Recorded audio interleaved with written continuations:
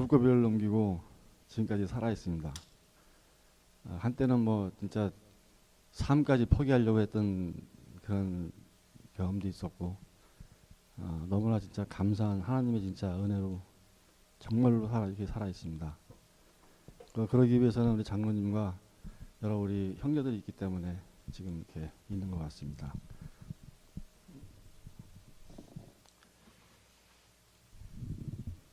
잠깐 기도 드리겠습니다. 하나님 아버지, 오늘 모인 우리 형제와 가족들을 기쁘게 보아주심에 주님 감사드립니다.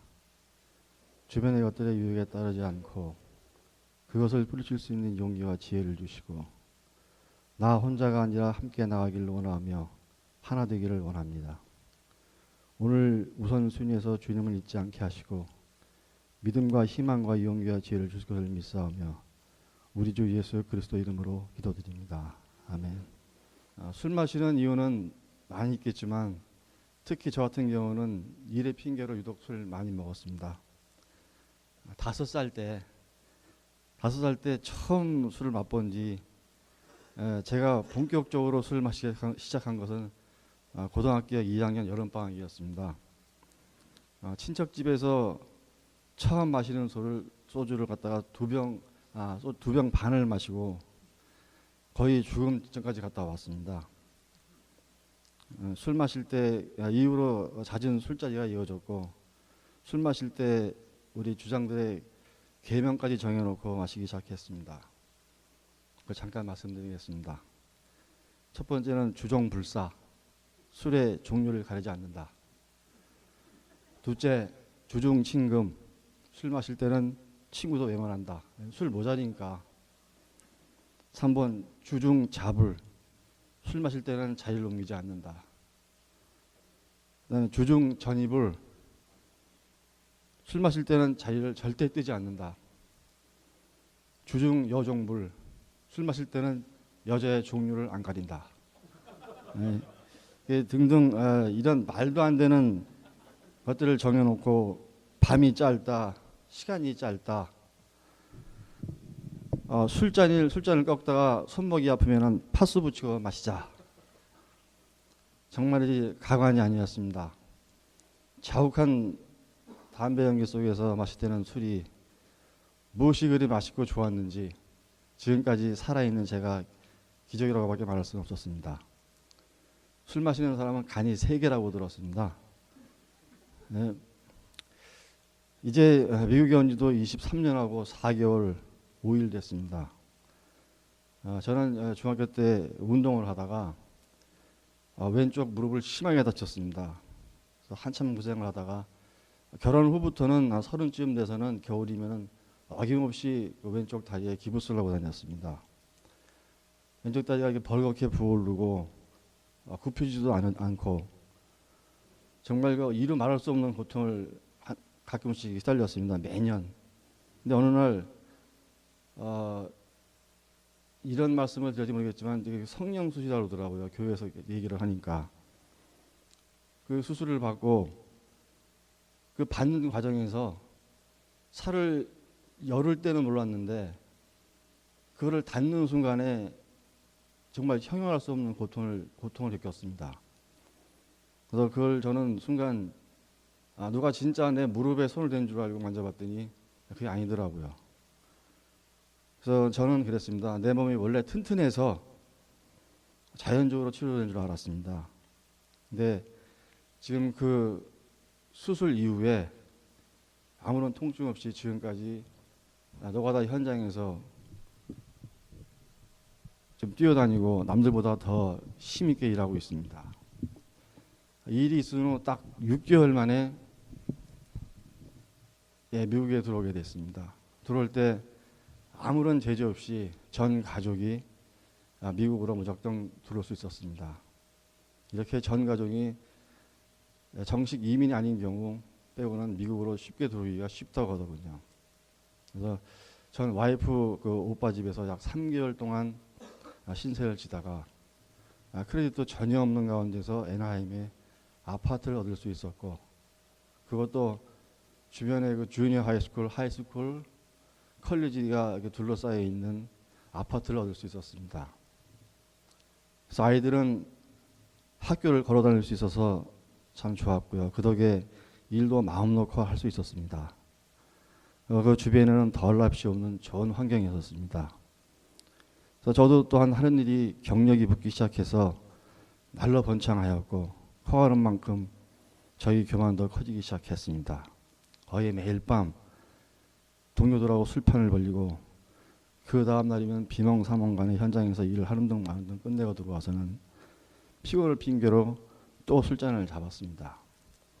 이러는 동안 많은 일들이 제 주변에서 일어났습니다. 우리 엑스와이프 오빠께서 리코스를 하시는데 거기서 총기 살해를 당하시고 엑스와이프는 다니는 직장에서 수만 불의 돈까지 상해당까지 했습니다. 또한 한국에서는 어머니께서 돌아가셨다는 소식을 듣고도 가보지 못했던 불효를 저질렀습니다. 이후 즐기던 술이 급기야 한순간에 저를 잡아먹어버리는 지경에 이르게 되었습니다. 모든 현실에서 숨어버리고 싶었습니다. 그래서 또한 술이 필요했습니다. 술만 있으면 만사가 해결된 듯 했습니다. 그렇게 꼬이던 일들이 한순간 풀어지는 듯 홀가분한 기분이었습니다. 어느덧 저는 술에 맡기우져 내 몸 무엇 하나 지탱할 수 없는 기형에 이르게 되고 삶마저 포기하려는 위기까지 몰아갔습니다.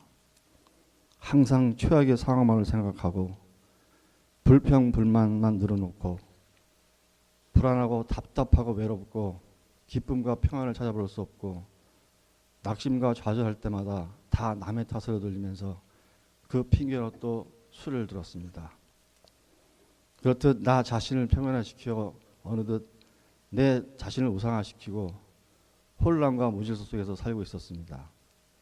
내 안에 분명 그 바른 길이 있고 내 안에 회복의 등불을 켤 수 있음을 알고 있었고 수많은 역경과 고난 그것들이 몰아올 때 고통 속에서 벗어날 무엇보다도 중요하고 필요한 것이 회복임을 알면서도 저는 그것을 애써 피하며 살았습니다. 그러다가 감사집에 들어와서 홍 장로님과 홍 권사님의 따뜻한 배려와 보살핌 속에서 회복은 역경을 극복하는 힘이고 내면의 심리적인 근육을 단련시켜주는 도구임을 알았습니다. 힘들어 지쳐서 의미 없이 살아온 날들이 회복이라는 것을 맛보기 시작하면서부터 더 보람 있게 의미 있게 살 수 있기에 지금은 잠시 초라해 있는 나를 발견하더라도 실망하거나 좌절하지 않겠습니다. 나의 삶 속에서 많은 사람들을 만족시킬 수는 없을 겁니다. 그러나 남의 요구와 압력 혹은 지나친 기대로 인해서 나 자신을 저버리는 어리석은 일은 없을 것입니다. 저를 기대 속에 바라보고 있는 사람들을 결코 실망시키지는 않겠습니다. 그리고 이번에 GTD 172기 팀 멤버로 다녀왔습니다. 저번에 이번 팀 멤버의 그 봉사하는데 정말 은혜스러운 경험을 하고 내려왔습니다. 잠깐 그 말씀을 잠깐 드리겠습니다.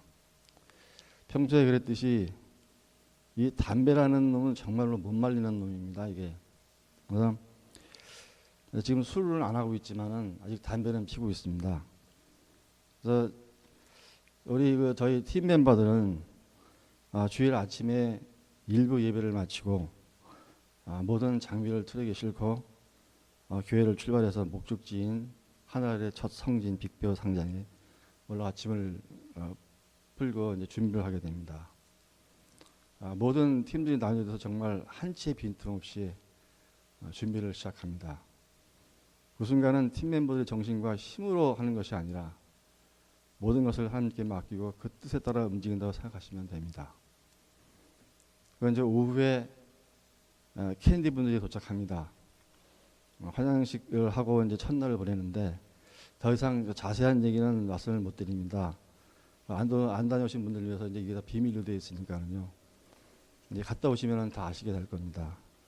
근데 제가 기억하기로는 화요일 날로 기억됩니다. 저는 이제 팀원바로 올라가면 항상 부엌 뛰기로 일을 합니다. 그날도 아침에 변함없이 시간을 끝내고 담배 한 대를 피우러 이제 파킹 닷으로 이제 갈 때였습니다. 근데 어느 한 분이 자꾸만 저를 쫓아오는 것이었습니다. 속으로는 정말 거북했죠. 담배 하나 피러 가는데 왜 이렇게 쫓아오는지, 나한테 무슨 할 얘기가 있는지. 그래서 이제 점점 피하면서 저는 점점 파킹lot 안쪽으로 들어갔죠. 근데 이분도 생각에 담배를 피러 오셨구나, 그런 생각을 가졌습니다. 그래서 담배를 제가 하나 권했죠. 근데 그 사람은 담배를 못 피운대요. 그래서 저에게 여기서 봉사하시는 분이라고 묻더라고요. 그래서 명찰 보니까는 캔디였습니다. 그 시간이면은 로얄룸에 있어야 할 분이 지금 파킹락에서 뭘 하시는지. 그래서 그분한테 물어봤죠. 그래서 정말로 여기서 지금 뭐 하시는 거라 했더니 저를 말끔히 보더니 혹시 밑에 내려가십니까? 여쭤보더라고요. 그래서 아닌데요. 그랬더니 그럼 여기서 뭐 하시냐고. 그래서 한 대 피웠다고. 그분께서는 지금 표정을 보니까 답답하더라고요. 그래서 그 순간에 제가 팀 멤버라는 걸 알고 캔디라는 서로 알고 딱 눈이 마주치는 순간에 이제 욕부터 나오기 시작하더라고요.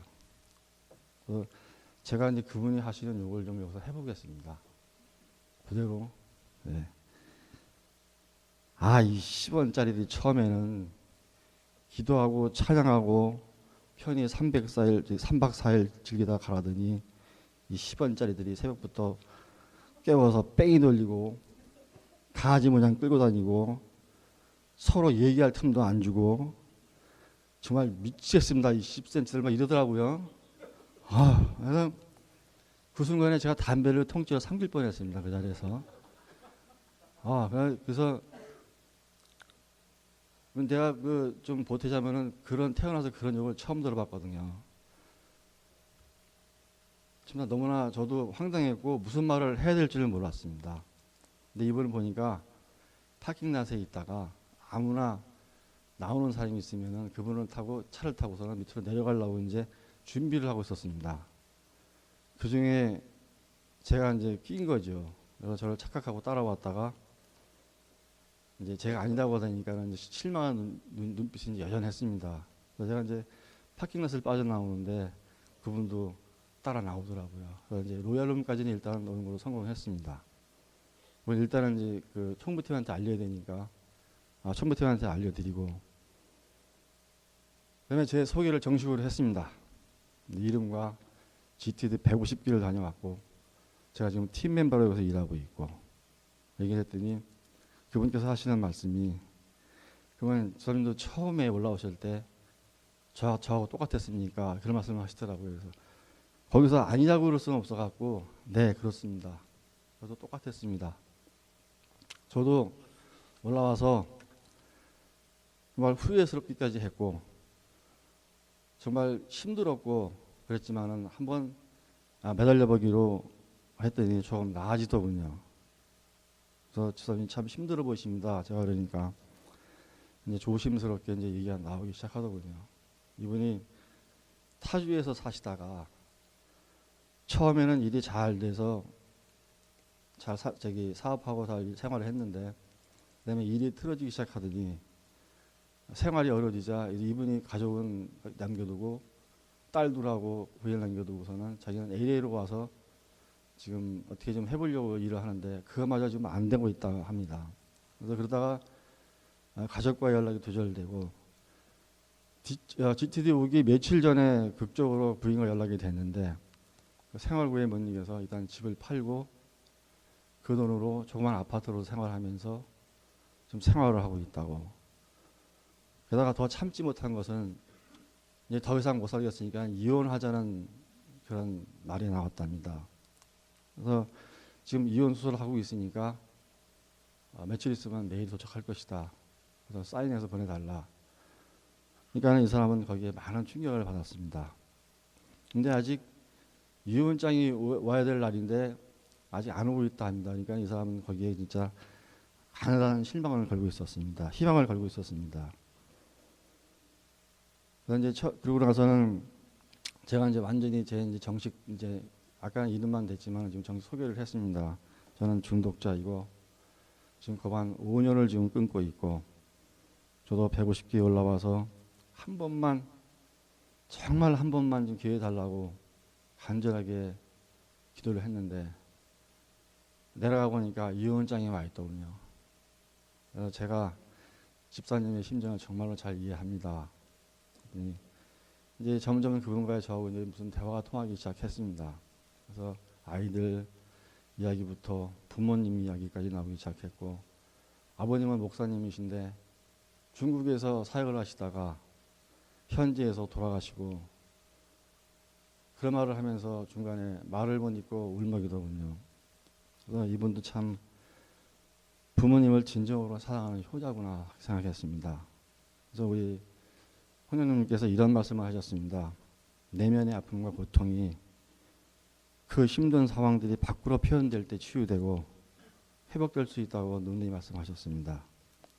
그래서 그분하고 꽤 많은 시간을 내서 얘기를 하다 보니 우리가 모두가 비슷한 상처가 고통이 짐을 지고 살아가고 있다는 걸 느꼈습니다.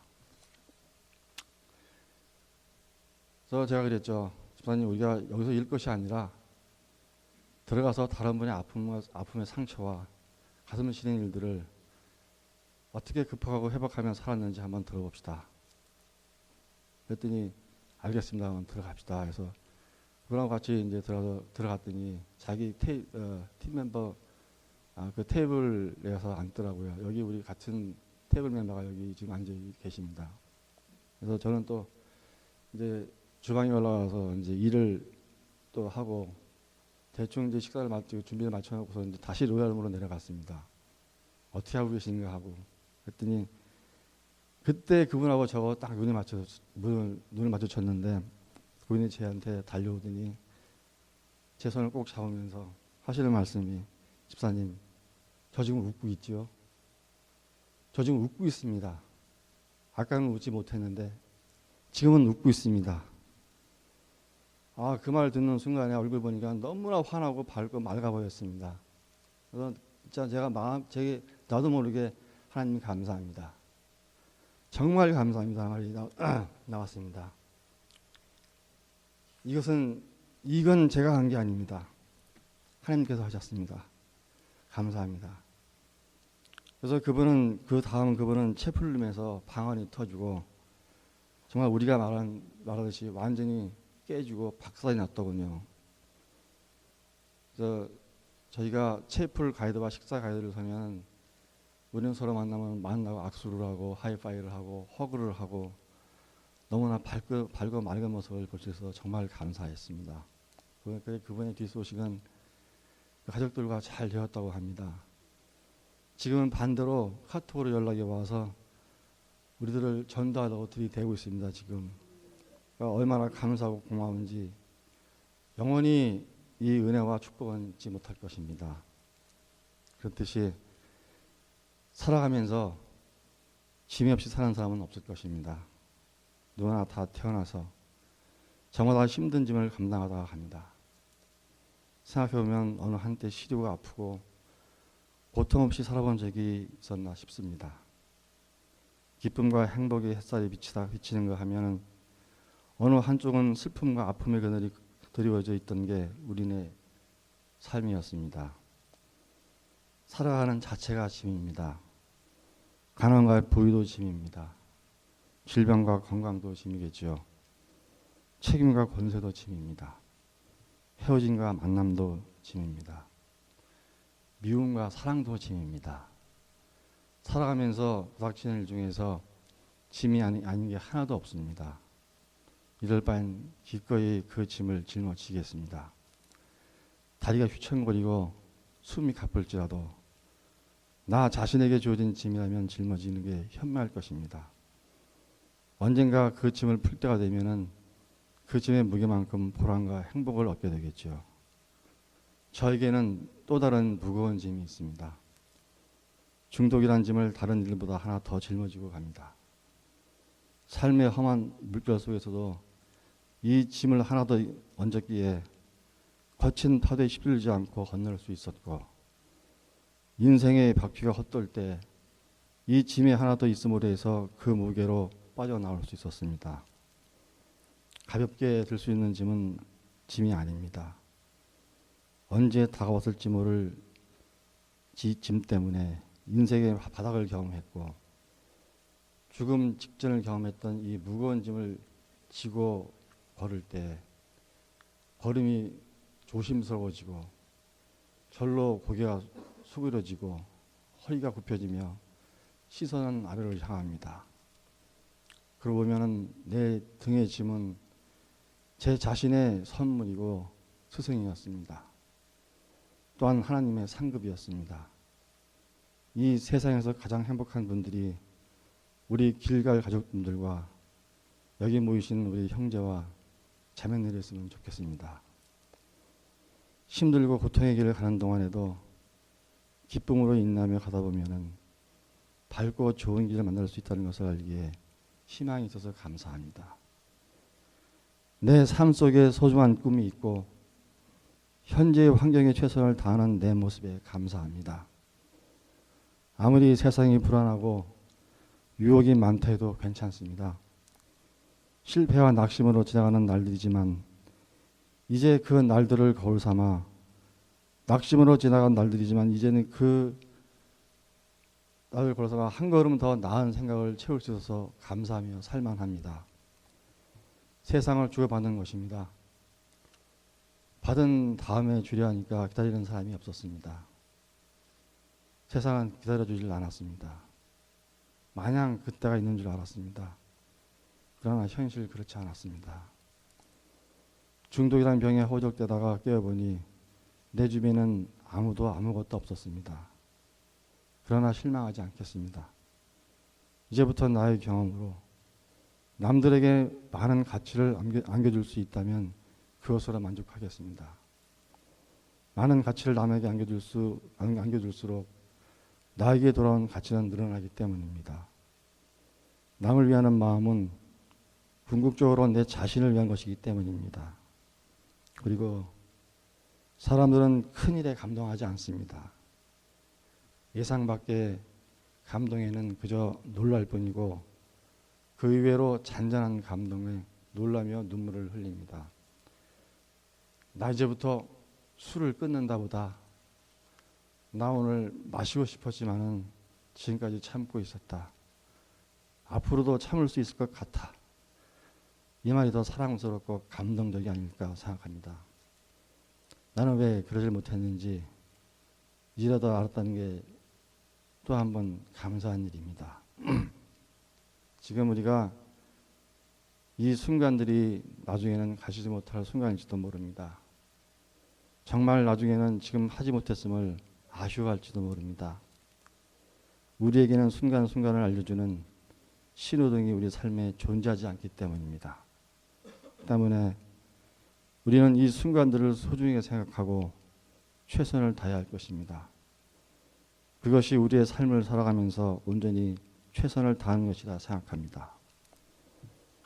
지금까지 두서없이 지나간 말들을 들으신 분께 감사드립니다. 이제부터 5년간 참고 인내한 나의 결심과 술 없이도 살 수 있다는 소중한 경험과 회복이 무엇인가를 깨닫고 실천할 수 있는 저의 소중한 신뢰와 이 모든 것을 남과 나눌 때 나 또한 살 수 있다는 정신과 각오를 저희 자존심이라고 생각하고 지키며 살겠습니다.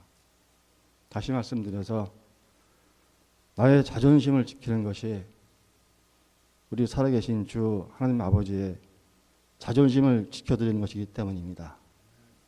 마치겠습니다. 감사합니다.